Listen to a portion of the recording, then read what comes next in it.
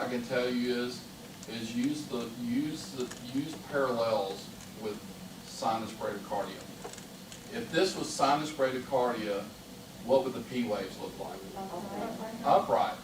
And so when it becomes junctional, the P waves become flat or flip. Sinus bradycardia and junctional, the only difference in the two is the P waves. Okay? They have the same rate. They're parallels. Okay? We call them kissing cousins. Okay? Alright? P waves are up, sinus. P waves flat or flip, it's junctional. End of story. Right? Alright.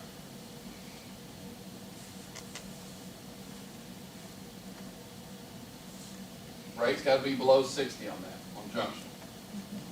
Alright? So this rate on this person right here is 60. How do I know that?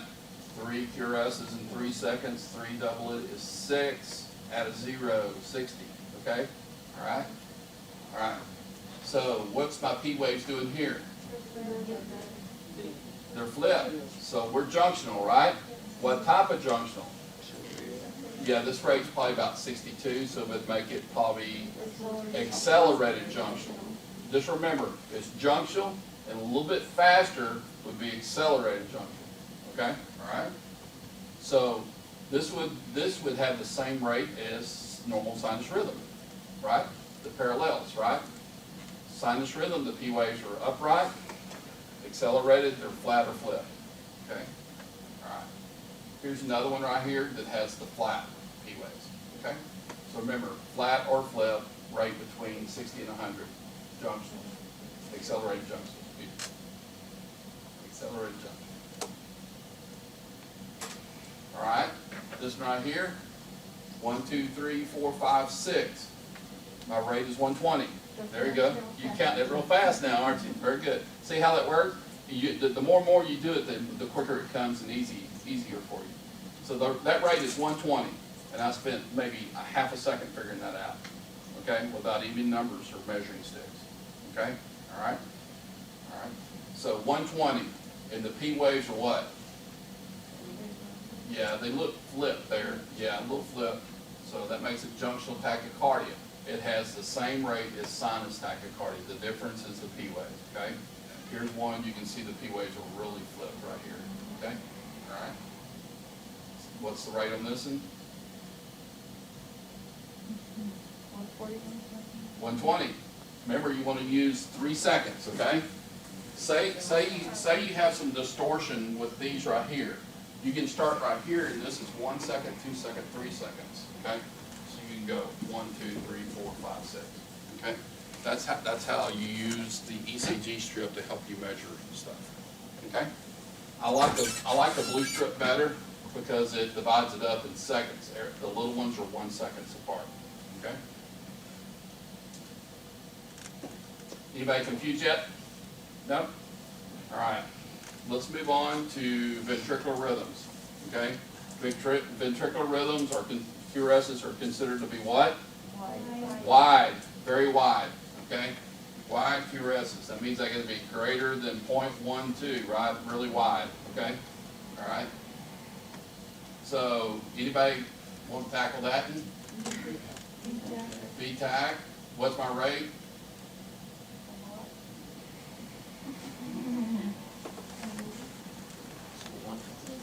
220, very good. She got it. Yay. Go Star, here you go, catch it. 220. See how quick she did that? She figured that? Breaks 220 real quick. Okay, very good. This is also known as monomorphic VTAC, okay? Make sure you know the difference between monomorphic VTAC and the polymorphic torsades VTAC. You'll get either one of them on the test. You might not get both of them, but you'll get either one of them. They're in the same pool. So as it shuffles the rhythms, you could get either one of them, okay? All right? This is a monomorphic VTAC also. They all kind of look the same. Mono means they all look the same, okay? Monomorphic VTAC, okay? This is a EKG that has VTAC on it. And the reason why I did this is to show you, when I was telling you about junctionals and the P waves looking different, across different ways, look how VTAC looks different from 12 different ways on the heart, okay? looks totally different than some areas, right, the way you look at it, okay? So lead 2, 3, and ABF, these are all right-sided leads right here. Notice they all look the same, okay? All right? So everybody that's on the Zoom meeting, 2, 3, ABF is the bottom left corner. You'll see 2, 3, and then ABF to the right of 3. Notice all those VTACs look the same because they're all right-sided leads, okay? If you look over to the right of that, those are anterior, okay? You notice the real tall ones, those are anterior leads. They look a little bit bigger, okay? And then the ones down here in the right corner versus the one up in the left corner, those are both lateral. They look a little bit different, okay? So it depends how you look at the EKG. And so I just put that on there so you can see that VTAC looks different in different leads. That's the reason why we traditionally use lead 2, because it gives you the best QRS pattern, okay? Which is a right-sided lead. This rhythm? This is a polymorphic VTAC, kind of like a torsades, right? Okay? All right. So let me give you a real torsades here. There's your real torsades, okay? You notice it has the twisting pattern, okay? The other one's irregular. You could still say it's torsades. They call it more of a polymorphic VTAC, and the one below it is your true torsades de pointe. So if everybody will take their fingers and point them down like this, and when you point them down, that's monomorphic VTAC, okay? This is polymorphic VTAC, torsades, the twisting of the points, okay? The twisting of the points. And you can see that I put the little French flag up there, okay? Now, does anybody know how to speak French? You know how to speak French? A little bit. Good. We want to see how smart you are. Because we're going to do a French lesson real quick. So kind of get your mind off the strips for a second, okay? This takes about 1 minute, okay? So if I was to say yes, what would I say in French? Oui. Oui. How would you spell that? O-U-I. O-U-I. Very good. She's smart. She's smart. There it is. Oui. Okay. All right. If I would say bonjour, what would I mean? Hello. Hello. Very good. See, most of the people know French, right? All right. If I would say madames, what would that be for? Ladies. So if I say bonjour to les madames, oui. What did I just say? I said, good morning, pretty ladies, yes. Okay? Sorry, I didn't mean to pin the guys in here. Okay? All right? So, a lot of people didn't know how to speak French. So, only person in East Texas that knows how to do that. All right, so here's some quick American French words that will help you learn French really, really quick, okay? Make sure you write these down, okay? I've learned these over years, okay? French fries. French vanilla ice cream, I love that. French toast, I love French toast too. And then the awful dreaded French kiss, okay? All right. So that's your French lesson of the day, okay? All right. Yay. Okay, all right. We just got this patient and looking what we see on the rhythm strip. What is this? V-fib. What do we do for V-fib? We start CPR and we defibrillate, right? Okay. Just in case you get a scenario question, you might or might not get one. It depends how it shuffles the questions, okay? So V-fib is understood not to have a pulse under the American Heart Association guidelines. You don't have to check a pulse if you see V-fib. You can start CPR immediately, charge the paddles, everybody cleared, shot, okay? So V-fib, okay, this is a critical rhythm. You have to get this in correct. You will not pass if you don't get this in correct, okay? All right, everybody hear me? Okay, all right. Here's another one. This is still V-fib. You can see the bottom one is probably a little bit more coarse and the one at the top is a little bit more fine, okay? On the test, we're not asking you for fine or coarse. We're just looking for ventricular fibrillation, okay? All right? But you could get either strip. You could get a fine one or a coarse one, okay? Please don't get the coarse ones mixed up with torsades. A lot of people do that sometimes, okay? And if you make that mistake, it's going to make you fail, okay? Make sure you study it really good, okay?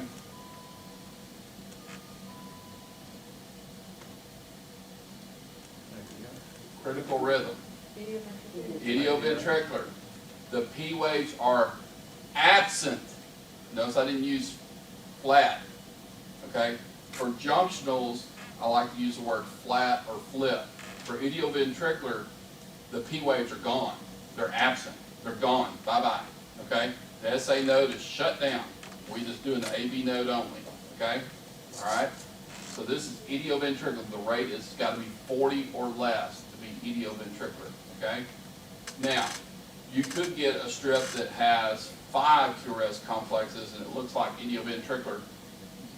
That is considered accelerated idioventricular, kind of like accelerated junction. It's still idioventricular. It's just saying accelerated is just saying it's above 40. Okay, does that make sense? So whether you get an accelerated or a regular idioventricular, the answer is still IVR. Okay, everybody understand that? Okay. You could get one or two, but the answer on the test would be IVR. It is IVR. The accelerator is just telling you it's faster than 40. Okay? All right? I'm just giving you the real terminology. Yes, ma'am. That's fine. Go ahead. I'm sorry. I imagine the 35 people that are online are wanting me to continue. So, all right. So here's a more traditional look, IVR. Everybody agree? Notice the P waves are absent. We have the wide QRS, and there's a T wave that's inverted also. Okay? So we've got a wide QRS with T wave. Okay? And the rate is 40 or less. Okay? IVR. This is a critical rhythm. Okay? If you didn't have a pulse with this rhythm, you would call it what? PEA. Okay? Just in case. Hint. Okay? If you have a scenario and it gives you this rhythm that says the patient doesn't have a pulse, then we call this PEA. Okay? Everybody with me? Okay. All right. Remember, it's absent P waves with a wide QRS. Heart rate's got to be less than 40 to be IVR. Okay? If it's about 50 or 60, they call it accelerated IVR. For our test purposes, we're just calling it IVR. Okay? All right. AB blocks, the dreaded blocks. Yeah. More people fail the test because of blocks. Yeah. Okay? All right? So, a lot of people fail because they get junctional and IVR mixed up. Okay? All right? So remember, junctional is atrial and IVR is ventricular. Okay? All right? There's the difference. It's QRS. One's narrow, one's wide. AB blocks. So let's start out with some blocks here. Can anybody tell me what block this is? That's a Rubik's Cube block, right? Is that an easy block or is that a hard block? It's a hard block, right? Everybody agree? Now my boy can do it in 17 seconds, so I can't. I still hadn't even got it right the first time. I'm better at reading blocks than doing blocks, right? So that's a hard block, okay? These blocks are baby blocks. They're much easier blocks, right? ABC, right? So what I'm trying to tell you is some AB blocks are easy and some are very difficult to read, okay? So it's kind of the danger zone, okay? You got to really, really dissect it and rule out other blocks to really figure out what block you have, okay? So remember that. It's not like reading the strip. You have to really, really dissect it even further, okay? All right, so this block would be what? First degree. Now everybody probably agrees with me. They go over there and they count from the PR interval to the QRS, and if it's greater than 5 little boxes, then it's first degree blocks. Everybody agree? Yeah. Okay. Well, let me show you the easy way to do this. And everybody online, I know you can't see me, but I'll kind of talk your way through it. So let's go to the third QRS complex. The QRS pattern is on the grid box. Remember we talked about grid boxes. We're going to use the grid box to help us determine first degree block. Instead of me counting little bitty boxes, I'm going to use the grid box to help me, okay? This grid box is 5 little boxes, which is 0.20, which means that's the number we need, okay? Is my P wave outside that grid box? Then it's first degree block. You don't even have to count it. Does that make sense? But make sure that you find a QRS right on the grid box. You can't use that, okay? Use this one right here, the third one. Everybody that's doing the Zoom, look at the third QRS complex and use the grid box. The grid box is 0.20. If that P wave is outside that grid box, then that qualifies for first degree block. Okay? Everybody with me? All right, very good. That's the easy way to do it. Okay? Now the strip below, this is what they call marked first degree AV block. It's a second first degree block. This is not on your test, only the one on the top is. The one on the bottom, you'll see the P waves bouncing off the T waves, okay? And then you have these very long PR intervals, okay? These people are really sick, okay? They call that pacemaker syndrome, okay? And these people need pacemakers. For our purposes, for our test, we're only doing the top strip, okay? Not the bottom one, okay? I've got it on the presentation because a lot of people don't know that there's two first degree blocks, okay? All right. We're doing the traditional one, okay? All right. Which block is this?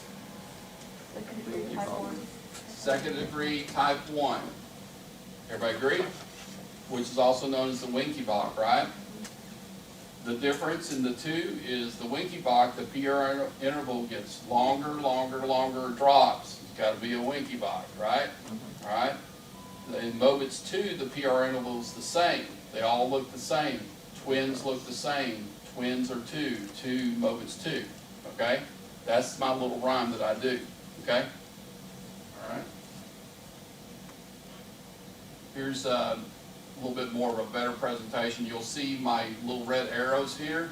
You'll see that the PR interval gets longer, and longer, until you see a QRS drops. Notice you go from a P to a P again.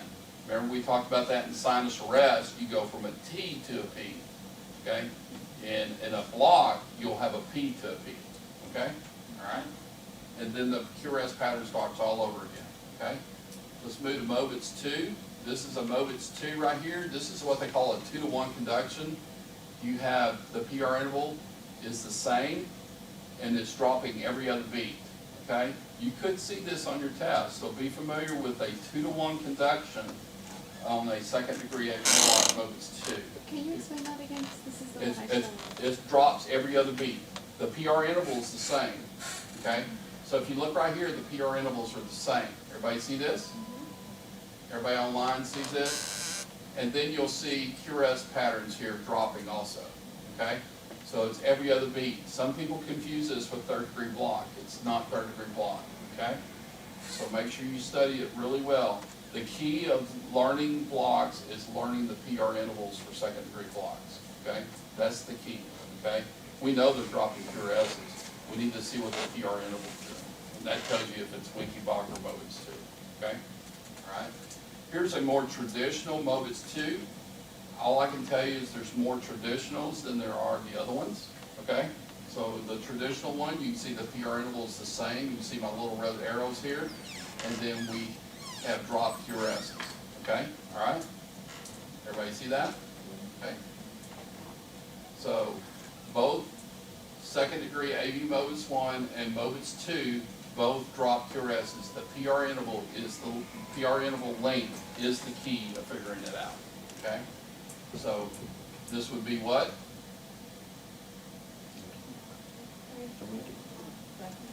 Type 1. This is Winky block type 1. This would be what? Type 2. Here we go. Winky block. Longer, drop, then starts the whole pattern over again. Okay? Sometimes these people in Winky block are not even symptomatic. Okay? I've seen people in Winky blocks never. Now, type 2, I've seen those people, they're really symptomatic. Okay? So you look at here, you go, okay, here's a PR interval. I know I've got dropped QRSs, but let's just look at the PR intervals. Okay? There's my drop QRSs. Is my PR interval the same as the other one? Yes. Now I got another drop QRS. This patient's really symptomatic. And then I look at my PR intervals again. Do they look the same? The answer is yes, they look the same. So this has to be Mobitz 2. Okay? In Mobitz 2, you'll see sometimes where they drop 2 or 3 or 4 QRSs in a row. These people are passing out on you, they're diaphoretic, and they're very symptomatic, and they're trying to go into third degree AV block. Okay? These people need to get to the cath lab within an hour, most likely get a pacemaker. Okay?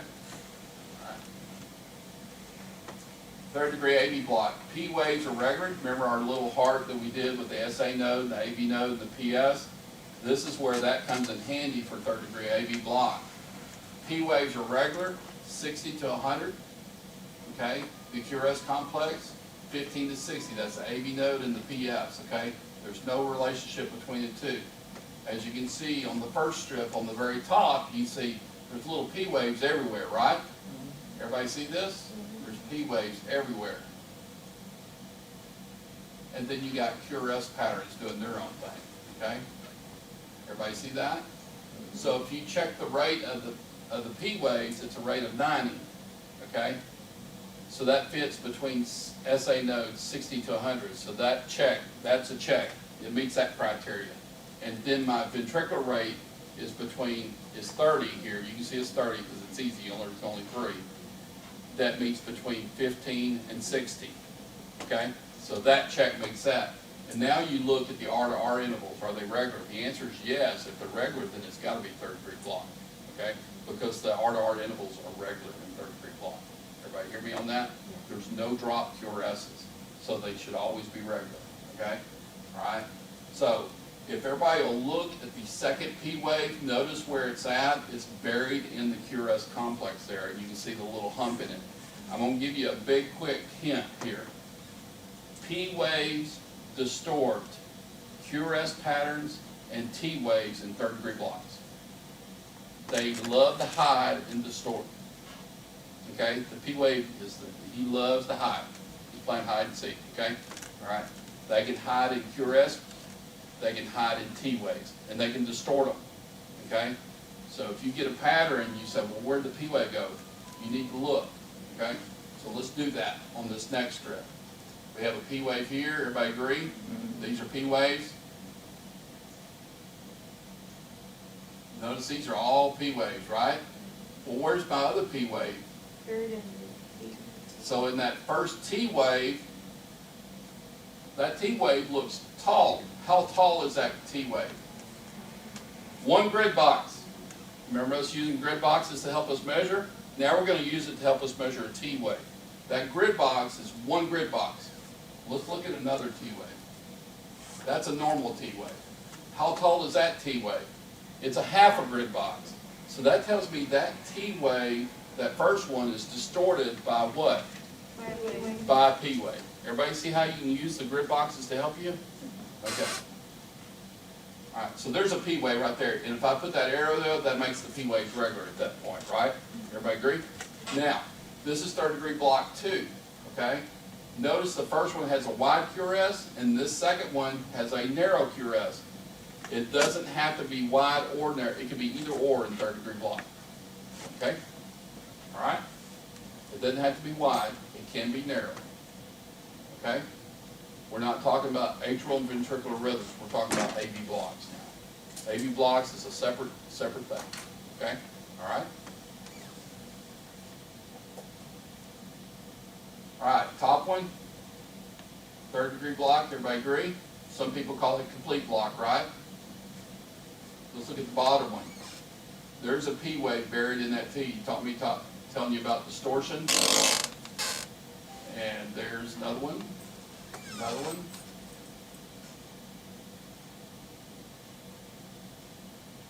There's a distortion again. Look at those T waves, so they look different. So the second T wave is a normal T wave. And you can see these other 3 T waves are all distorted. Okay? Everybody see that? So remember that when you take your tabs. P waves can distort QRS complexes and T waves. Okay? All right. See a P wave right there at the end. Okay. Very good. Anybody know what this rhythm is?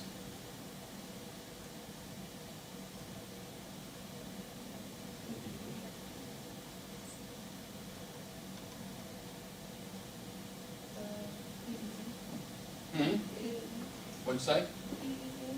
No. What rhythm did we just go over? Third degree block. See, I'm trying to give it to you a lot of different ways. Third degree block can look many, many different ways in different ways. Look at the P waves. Y'all see the P waves? The P waves have a regular pattern, right? And then you have only 2 QRSs on there. this patient has a rate of 20 and is in third degree heart block, okay? Why wouldn't you say that you had dropped the QRS? Because when you do a full strip out on it, you will see that the QRS pattern is the R to R is regular on every one of them. So you can double. Yeah, this is third degree block. What happens when these people are in third degree block and they go into cardiac arrest, eventually the QRS pattern will go away and you'll just see the P waves only. And that's it. And then the P waves will die off. Third degree block. All right, we'll talk about bundle branch blocks real quick. It is not on your test this year, bundle branch blocks, okay? But what I will tell you is if you'll look at A, notice the QRS is wide in A and it's upright, right? It looks like rabbit ears. If it's a true bundle branch block, whichever way the QRS pattern is dominant, the T wave is going to be the opposite direction, okay?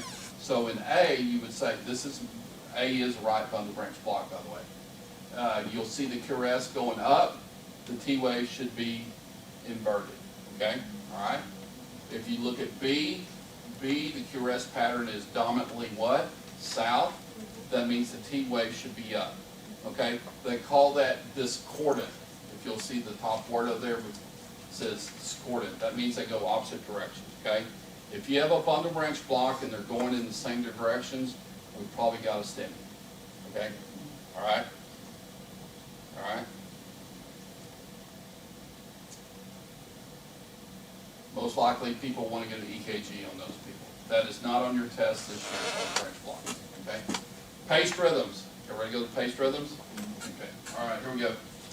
All right, atrial versus ventricular. This is really easy.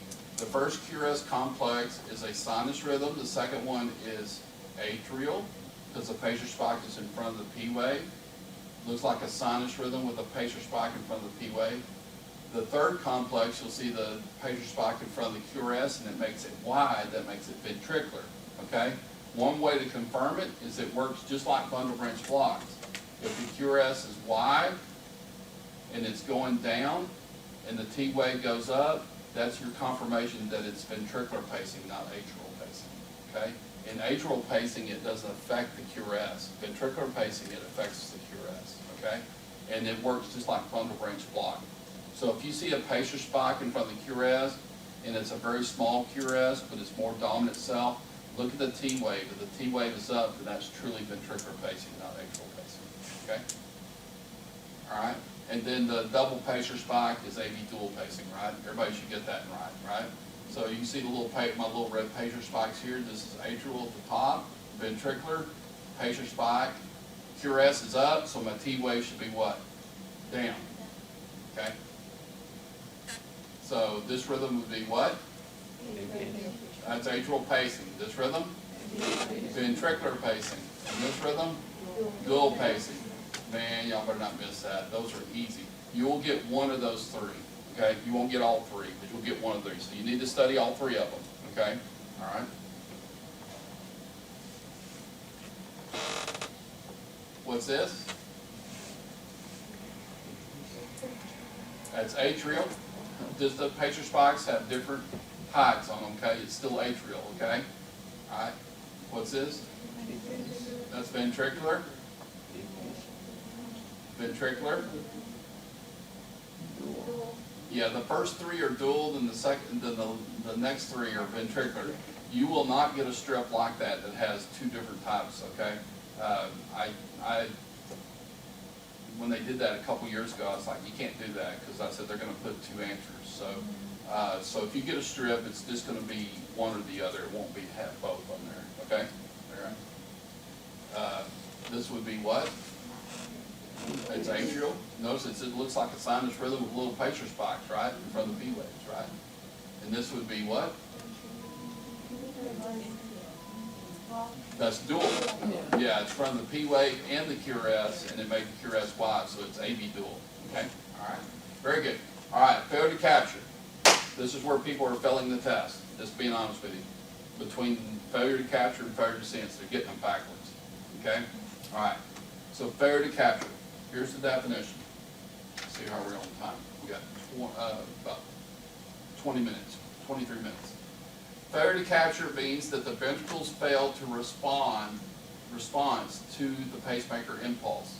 On the EKG tracing, the pacemaker spike will appear, but it will not be followed by a QRS complex. Okay, and I mean immediately following a QRS complex. Okay, so this is what we're going to do. I'm going to show you what failure to capture is. Okay, all right. So, will you help me? Yeah. Okay, stay right there. You're right there. Okay. I'm the defibrillator. Okay, and I actually use the ventricles, and you're an idioventricular or third-degree block. I'm the patient. Okay, all right. So what I have to do is I have to send the pacer spike to the ventricles, right? So the ventricles will catch it, right? Okay. So I'm going to throw it to you. You catch it. You ready? Yeah. Here we go. I'm going to send a pacer spike. Oh, she didn't catch it. Oh. So there's no QRS. So when the defibrillator throws a pacer spike and there's no immediate QRS after it, it failed to catch the impulse that it's referring to, okay? So if there's no impulse, I mean, if you don't catch the impulse, you don't get the QRS, okay? So how do you fix that? Well, you got to turn up the output on the defibrillator to pace a little bit harder, right? And you have to, so instead of me going this way, I need to go like really, really hard, okay? I'm not going to pull it that hard to you, okay? Now I'm going to send another pulse to it. So he catches it. Now do a QRS for me. QRS, okay? So the ventricles catch it, you get the QRS. Everybody understand that? That's failure to capture to capture, okay? All right? So we want to go from failure to capture to ventricular pacing. That's what we're trying to do, okay? So if the ventricles do not catch it, you don't get the QRS immediately after the pacer spike. Everybody understand that? Okay, so let's look at some strips. You can see the strips here. All right, don't look at the first one. Let's look at the very first pacer spike. Did she catch my pin? No, so there's no QRS. Did she catch it the next 3 times? Yes. Did she catch it the next 2 times? No. So she failed. This strip is now called failure to capture. Everybody understand it? Very good. All right. Now, let's look at this one right here. There's a lot of misses there, right? Okay. So you can get some that might have maybe 1 miscapture, or you might get some that have a lot of miscaptures, okay? It's still failure to capture, whether it's 1 or a bunch, okay? All right? We good? Still good? I got a dot for you. Oh, okay. All right, so this is failure to capture. Everybody understand failure to capture? This is someone that does not have a pacemaker and they're in a critical critical heart rate, probably for a very bradycardic. They're probably in a 3rd-degree block or a idioventricular, and we need to pace them down. Okay? All right? This is what it looks like on the monitor. As you can see on the very bottom strip, you can see it's ventricular pacing, and then it failure to capture, and then it did its normal QRS pattern, which was probably idioventricular. Okay? All right? So that's still failure to capture. Okay? You can see right here where the QRS is missing. Okay? It has to be immediately following the pacer spike. Okay? Failure to sense. Failure to sense occurs when the pacemaker does not detect the patient's myocardial depolarization. This can often be seen on an EKG tracing as a spike following the QRS too early. So in other words, this is someone that already has a pacemaker in them, okay? And their pacemaker has gone cuckoo, okay? It's to start randomly firing, and it shouldn't be doing that, okay? All right? So if it starts randomly firing, you get a pattern like this. You'll start seeing these pacer spikes all over the place, and there's no pattern to them, okay? There's no pattern to them. They look really wild, okay? All right? The main thing of figuring out failure to sense is, if everybody online will look, if you'll see the second QRS, the third, the fourth, and the fifth, you'll notice these pacer spikes are after the QRS, okay? Now, in atrial pacing, the QRS has to be, the pacer spike has to be where? In front of the P wave, right? In ventricular pacing, the pacer spike is supposed to be in front of the QRS. So if the pacer spikes are behind the QRS, that we know that doesn't make sense, right? So it's what? Failure to sense. Remember that little rhyme, okay? Okay? If it doesn't make sense, then it's failure to sense, okay? Those little pacer spikes are not supposed to be there. They're supposed to be in front, okay? Does that make sense? Good, no pun intended, right? All right, very good. Everybody online, I hope you got that too. The pacer spikes have to be in front of the T-wave or the QRS. If they're behind the QRS, then most likely it's failure to sense, okay? All right, and also in failure to sense, you notice there's no drop QRS pattern, okay? All right, in failure to capture, you would have the drop QRS patterns, okay? All right, so you can see the pacer spikes here. Everybody online see that. All right, don't look at the bottom strip, only look at the top strip. Just ignore the bottom strip, it's not on your test, so don't even look at it. The top strip is we call what? Systole. If my 16-year-old daughter knows what a systole is, y'all better know what it is, okay? All right? All right. If you don't get that right, then you and I probably need to have a one-on-one session together, okay? All right. A systole, okay? That is a critical rhythm. You can't miss that, okay? If you had this rhythm without a pulse, you would call it what? This rhythm without a pulse. This rhythm without a pulse. This rhythm without a pulse. PEA is an organized rhythm without a pulse.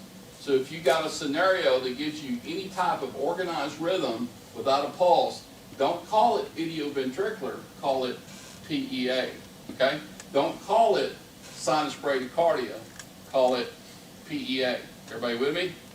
Okay, just in case you come across something like that. All right, J-point ST segments. Hey, I already told you what the J-point is. It's the junction of the ST segment and the QRS. You can see right here on the very first picture, you see the J-point, that's the junction. Now, you can tell that that J-point is elevated from the isoelectric line, right? The base line. You can tell it's 4 boxes elevated, right? So that tells me I probably got ST elevation, okay? Finding the J-point is the key of ST elevation, okay? It's also the key of ST depression. If you look at the second one, my J-point is below the isoelectric line, and then the ST segment starts. So that means I'd have ST depression, okay? There's different types of depressions. We're not going to get to that. That's in my 12 lead EKG class that tells you different things. Just the basics of finding the J-point for ST elevation. On your test, you do not have depressions. You only have elevations, okay? All right? There's only elevations. All right? So the first one is normal. You can see the J-point is normal, so I have no ST elevation. You can see the second one here. You see the J-point is elevated, so it makes my ST segment elevated. And then on the third one, you see my J-point is low, right? It's depressed, right? So I have a depressed ST segment, okay? So this is the basis of STEMI and NSTEMI. The first one is normal, the second one is a STEMI. The third and the fourth one could be an NSTEMI. You can have ST depression or flipped T waves. You will not get NSTEMIs on this test, okay? The only thing that can be on the test will be STEMIs, okay? You might see ST elevation, okay? All right, so here's just some pictures. These are all STEMIs. Look at how STEMIs can look so differently, okay? They can look differently depending on which lead you look at on the patient. But the term concave and convex is the type of ST elevation.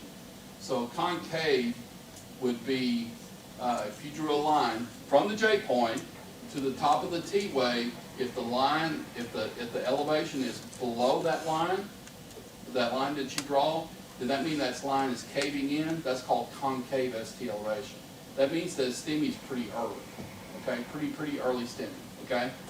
If you look at the second one, you'll see I'm drawing from the J-point to the top of the T wave. You notice the line is on the other side. It looks like a tombstone. Tombstones are not cool. Tombstones mean death is imminent, okay? Believe it or not. I don't know how it ended up on an ECG strip like that, but it really is, okay? All right? So this is what you call convex ST elevation. So you have early ST elevation and late ST elevation, okay? That's not on your test. It's just something that's on this presentation, okay? you can see that the one over here, it says my EKG, that is a late STEMI. You can see it almost looks like a tombstone now. And then the one below it is an early STEMI, okay? You can see the difference. They're both STEMIs, okay? All right? So here's the progression of a STEMI. A is normal. B, we got concave ST elevation.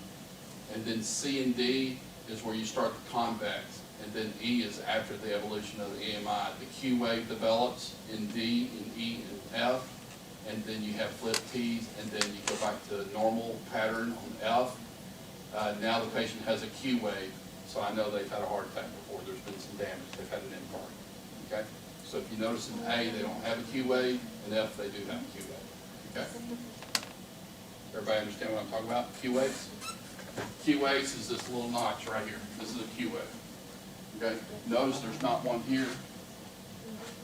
And after the STEMI's gone, they develop a Q wave. Okay? You see people with little Q waves like that, you know they probably had some type of little heart attack in the past. Okay?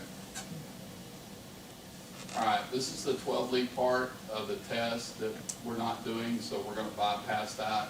Okay? People that are in critical care areas, be prepared for it next year. Okay? So we're going to blow by that. I don't want to confuse anybody for this test. Okay? There's application questions. You might get one, you might not. It depends how it shuffles the questions around, okay, with strips. But this is similar to one that you took about 2 years ago. The strip interpretation would be what? B-fib. And the 72 males found unresponsive in his bed during hourly rounding. What action would you take? Start CPR and defibrillate, right? So if you got something like that, that's what we're kind of looking for, okay? All right, there's no drugs on the test, okay? All right? All right, so that's the EKG application question that I added, so we won't do that, and we'll bypass that, because that's not going to be this year, it'll be next year. Test your knowledge. All right, these are just rapid fire strips. We're at the end of the class, and we're just going to do some rapid fire strips real quick, okay? First person that blurts it out, we'll move on to the next one. What's this strip? Third degree. Third degree block. What's this strip? V-fib. Idioventricular.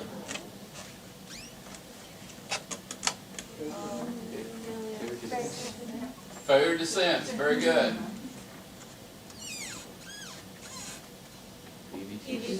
Sinus with PVCs, okay? This is atrial flutter. Just letting you know, most people call it SVT, but it's really flutter, okay? All right, I'll do that for you. It's a heart strip, okay? This one? Winky Bach, Mobitz type 1. VTAC, very good.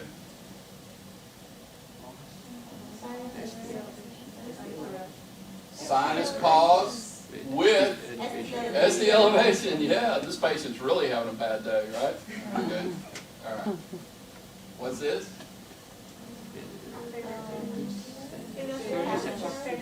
No. Failure to what? Failure to sense. Notice that QRS is behind, that pacer spike is behind that QRS right there. It's not supposed to be there, even though the other ones are where they're supposed to be. But notice the QRS pattern is normal, okay? Regular, okay? There's no like drop QRS. It's like a pacer spike and there's a drop QRS to make it failure to capture, okay? All right. V-fib, start CPR and defibrillate, right?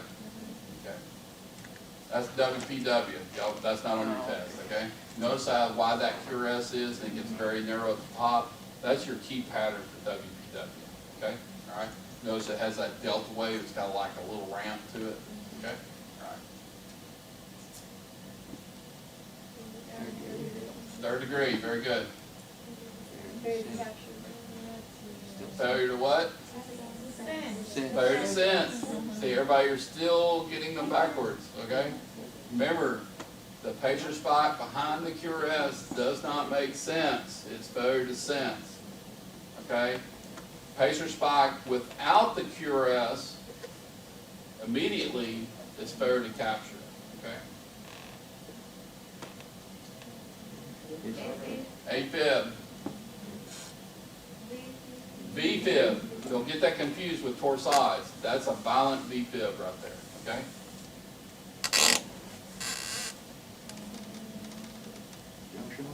Junctional. Junctional. Torsades, very good. SVT. Sinus pause. That's that pretty yeah, that's that pretty flutter I was telling y'all about that had the humping sensation there. Notice that's a 5-to-1, almost a 6-to-1 conduction. This is a real, these are, remember these black and white strips are real patients in the ER I got, okay? This is a first-degree block with a bundle branch block. Notice the rabbit ears are up, so the T wave is what? Inverted. That makes my confirmation that it is truly a bundle branch block. Okay? Does that make sense? And the PR interval is right on the money for a first-degree block. Okay? All right. This would be what?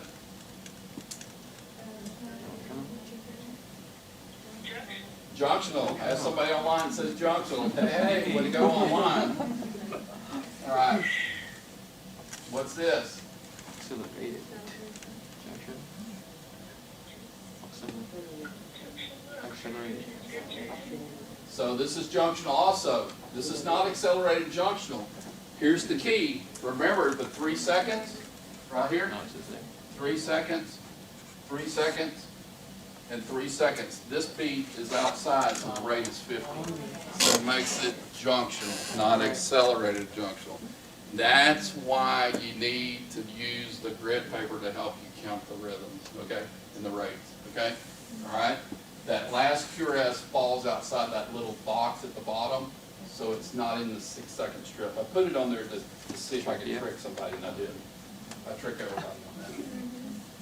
All right, here we go. Here's this one. Sinus arrhythmia, very good. TVCs, very good.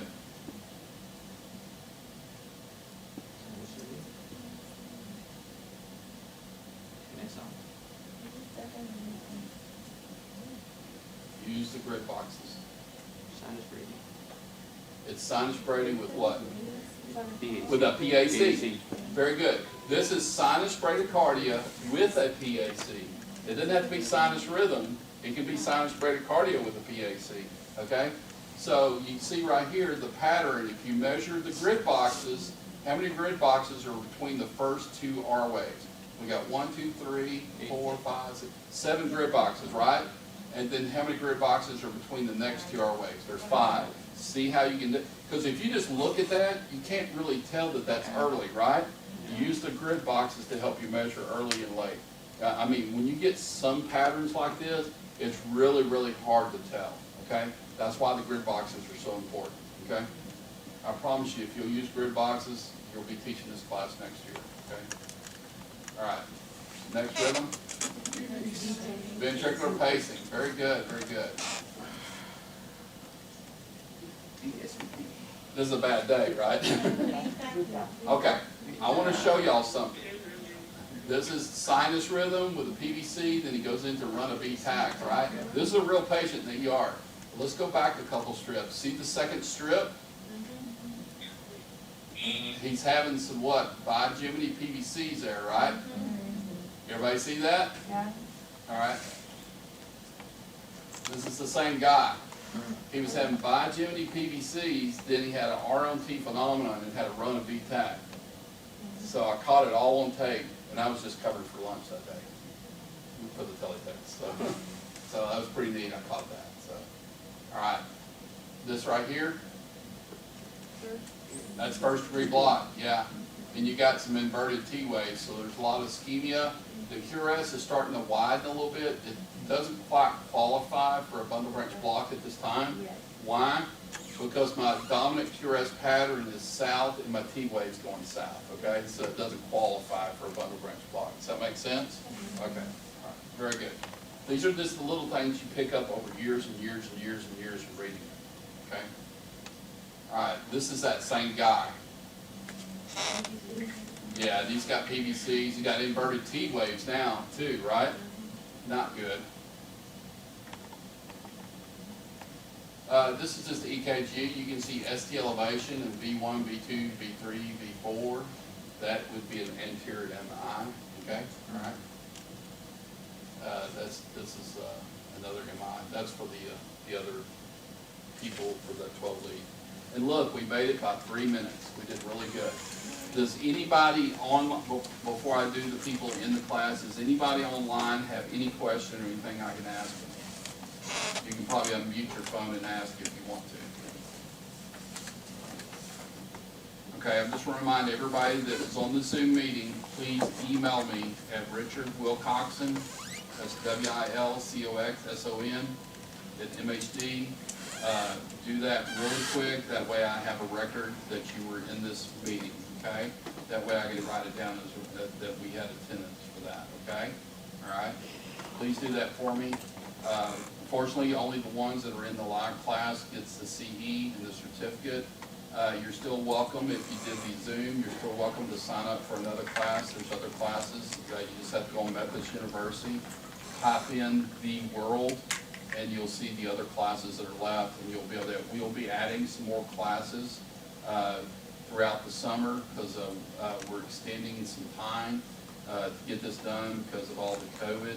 So it's going to take us a while to get all this done because we're short-staffed a little bit. So we're going to work with staff to give people plenty of time to get into classes and to take their tests. We do not want this to be a stressful part of your life, okay? This is a competency and we have to pass it, okay? We have to do this, but I'm here to help, and we have other educators in the department that are here to help. If there's any issues, please reach out to Lisa Cawthorn, the Director of Education, and we can maybe address anything that maybe somebody needs, special attention or something, or you can email me, one or the other, okay? Kim Huber is our education coordinator, so she videotaped this presentation, so we might put this on MU. I'm waiting to see how that works out first before we send it out. So thanks Kim for videotaping. And everybody that's in class, please fill out your evaluation. Once you fill out your evaluation and turn it in, we will give you a certificate. And I'm going to sign off. Everybody, thanks for coming. I appreciate it.